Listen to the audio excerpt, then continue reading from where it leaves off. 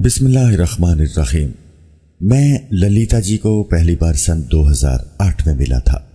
اردو بولنے اور بات کرنے کا طریقہ انتہائی سلجھا ہوا اور رکھ رہاؤ میں ایک اپنی جاذبیت تھی۔ اس ملاقات کے کئی برس بعد مجھے معلوم ہوا کہ للیتا جی کبھی ہندو ہوا کرتی تھی۔ وہ مسلمان کیسے ہوئی، یہ لکھنے کی اجازت انہوں نے مجھے کچھ دن پہلے دی ہے۔ ان کا واقعہ انہی کی زبانی آپ کے سامنے رکھ رہا ہوں۔ ناظرین، سن کر آپ سب کا ایمان تازہ ہو جائے گا۔ للیتا جی نے بتایا کہ ہمارا سارا خاندان ممبئی میں رہتا تھا۔ میرے والد وی ناٹ کرنی civil properties for focus production کے لیے کام کرتے تھے اور انہیں تقسیم ہند کے بعد لاہور تعینات کر دیا گیا تھا۔ ہم دو بہنیں تھیں۔ والد صاحب ہم کو لاہور لے آئے۔ 60 کی دہائی میں ہمارے گھر لاہور کی اہم شخصیات آتی رہتی تھی۔ بھارت سے آنے والی نامور شخصیات اور کرکٹرز آتے رہتے تھے۔ بھارت سے آنے والی نامور شخصیات اور کرکٹرز کا ہمارے گھر آنا جانا لگا رہتا تھا۔ ہم دونوں بہنوں کی شادی والد صاحب نے ممبئی میں کی تھی۔ شادی کے کچھ عرصے بعد میرے ہاں بیٹی کی پیدائش ہوئی اور اس کا نام چنچل رکھا گیا۔ لیکن چنچل ابھی 3 سال کی تھی تو مجھے طلاق ہو گئی۔ میرے والدین تب تک لاہور میں ہی تھے۔ میں 1-2 برس تک افسوس کے مارے ممبئی میں اپنے والدین کے گھر موجود رہی۔ میرے والدین بہت ہی پریشان رہتے تھے۔ اسی دوران انہوں نے اپنے کسی دوست سے بات کی اور مجھے لاہور میں حکومت پنجاب کے ہینڈی کرافٹس کے شعبے میں نوکری مل گئی۔ اس کے بعد میں مصروف رہنے لگی۔ گھر والے خوش تھے کہ میرا دل لگنے لگا ہے۔ یہ شاید 1962 کی بات تھی کہ خانہ کعبہ کے غلاف چڑھانے کی باری پاکستان کی تھی۔ غلاف کعبہ بنانے کی ذمہ داری ہمارے شعبے کو ملی۔ یہ میرا شعبہ تھا، لیکن میں ہندو تھی۔ نگرانی کا کام تو میرا ہی تھا، لیکن مجھے کسی چیز کو ہاتھ وغیرہ لگانے کی اجازت نہیں تھی۔ مجھے بڑی اچھی طرح یاد ہے کہ غلاف بنانے کے لیے جتنی بھی لڑکیاں آتی تھیں سبھی نوجوان تھیں اور غلاف کعبہ کی تیاری کے دوران قرآن کریم کی تلاوت کرتی تھیں۔ خیر، میں بھی دل سے سب کا احترام کرتی تھی اور میں اپنے کام میں بھی کوئی کوتاہی نہیں برتتی تھی۔ جب غلاف بنانے والی لڑکیاں قرآن کی تلاوت کرتیں تو اس کا میرے دل پر گہرا اثر ہوتا تھا۔ میری زندگی تبدیل ہونے لگی تھی۔ اسی دوران مجھے عجیب سے خواب آنے لگے تھے۔ میرے ساتھ ایسا پہلے کبھی نہیں ہوا تھا۔ ایک خواب یہ آتا تھا کہ میں چنچل کے ساتھ ایک اونچی پہاڑی پر بیٹھی ہوں اور دور ایک کالا پتھر ہے جس کے ارد گرد چیونٹیاں گھوم رہی ہیں۔ پھر ایک خواب آیا کہ میں مسلمانوں کے شہر مدینہ میں ہوں اور میں نے ایک نورانی شخصیت کو دیکھا۔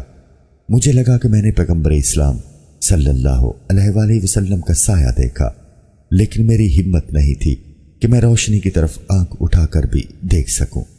ہمارے ایک جاننے والے تھے جو خوابوں کی تعبیر بتانے کے حوالے سے بہت مشہور تھے۔ میں نے ان سے خوابوں کی بات کی تو انہوں نے کہا کہ تم اور تمہاری بیٹی کسی دن مسلمان ہو جاؤ گے۔ اس وقت میں نے سوچا کہ میں بھلا ایسا کیوں کروں گی۔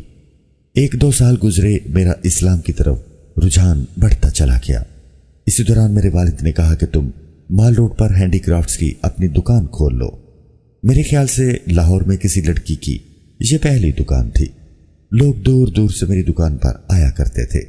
میں نے اس دکان کا نام پاپولر پروڈکشن رکھا تھا۔ شاید یہ دکان اب بھی مال روڈ پر موجود ہے۔ میں 20 سال سے زائد عرصہ ہوا پاکستان نہیں گئی۔ میں نے کچھ ملازم بھی رکھ لیے۔ اسی دوران میں نے دل سے فیصلہ کیا کہ میں مسلمان ہو جاؤں گی۔ میرے خواب بڑھ گئے تھے اور اسلامی تعلیمات کی طرف رجحان بھی بڑھ گیا تھا۔ میرے مسلمان لڑکیوں سے رابطے بھی تھے۔ آخر ایک دن میں باقاعدہ کلمہ شہادت پڑھ کر مسلمان ہو گئی۔ میں مسلمان ہوئی تو گھر بھی بتا دیا۔ میرا نیا نام شاہدہ ہے۔ یہ میرے لیے ایک مشکل دور تھا۔ یہ مذہب کی تبدیلی کوئی آسان کام نہیں ہوتا۔ ایسا کہنا آسان، لیکن کرنا انتہائی مشکل ہوتا ہے۔ ہمارا خاندان برہمن خاندان تھا۔ میرے مسلمان ہونے کی خبر سنتے ہی ایک دم کوہرام مچ گیا۔ گھر والوں نے میری بیٹی کو دوبارہ ممبئی اس کے والد کے پاس بھیج دیا۔ تب وہ 9 سال کی ہو گئی تھی۔ میرے گھر والوں نے مجھ سے بات کرنا تک چھوڑ دیا تھا۔ میں بھی ڈٹی رہی۔ اس کے کچھ عرصہ بعد ہی میں نے ایک مسلمان لڑکے سے شادی کر لی۔ وہ بہت ہی اچھے انسان تھے۔ انہوں نے میرا ہر طرح سے ساتھ دیا اور مجھے کسی طرح کی کمی نہ آنے دی۔ میرے والدین مجھ سے تقریباً 10 سال تک ناراض رہے، لیکن پھر تعلقات بہتر ہونا شروع ہو گئے۔ آخر والدین تو والدین ہی ہوتے ہیں۔ چنچل کی اس کی والد نے شادی کروا دی اور وہ اپنے خاوند کے ساتھ کینیڈا چلی گئی۔ लेकिन मेरा मुसलमान होना उसके लिए ताना बना रहा। आखिर ये हुआ कि 28 साल की उम्र में उसे भी तलाक हो गई। कोई और वजह भी होगी, लेकिन चंचल का शोहर उसे मुसलसल मेरे मुसलमान होने के ताने देता रहता था। तलाक के बाद चंचल मुंबई वापस आ गई। मेरी उससे बात हुई तो मैंने उसे दोबारा लाहौर बुलवा लिया और फिर वो भी मुसलमान हो गई। मेरे ख्वाबों के बाद शायद चंचल को भी यकीन था कि एक दिन वो भी मुसलमान हो जाएगी। हमने उसका नाम नादिया रखा। मेरे खावंद के रिश्तेदार जुल्फकार अली भुट्टो के साथ थे। जब भुट्टो को फांसी दी गई तो मेरे खावंद का खानदान भी निशाने पर था। मेरे खावंद के भाई को शायद टांग पर गोली भी लगी थी। हालात को देखते हुए मेरे खावंद ने कहा, हमें पाकिस्तान छोड़ देना चाहिए। हमारे पास 2 इंतखाब थे, एक कनाडा का और दूसरा बरतानिया का। हमने बरतानिया का फैसला किया और सब कुछ बेचकर लंदन आ गए।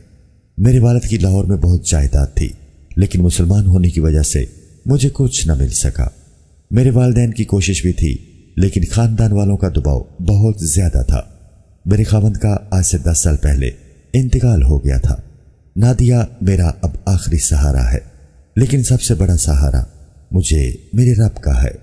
मैं बहुत खुश हूं कि मेरे पास ईमान की दौलत है। अल्हम्दुलिल्लाह, आज मैं और मेरी बेटी इस्लाम पर मुकम्मल अमल करते हुए जिंदगी बसर कर रही है।